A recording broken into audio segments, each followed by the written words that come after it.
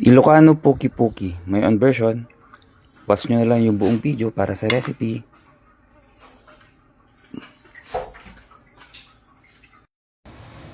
So, eto mga ingredients natin. Ito yung talong. Ayan na. Kamatis, sibuyas, itlog. Crush lang natin yung talong. Tapos ilagay natin yung itlog. Pati lang natin doon. Mix natin hanggang sa ganyan lang itsura. Paglagay tayo ng asin. Yung paminta. Magic sarap. Tapos haluluan natin hanggang ganyan na siya.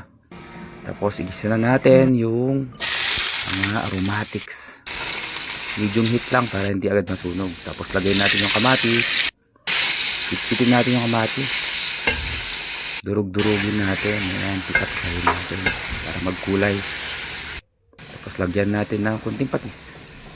Tapos ilagay na natin yung itlog tsaka talong at mix natin. Halo-haluin lang.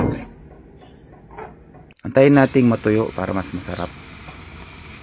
So ayan na. Tara, kain.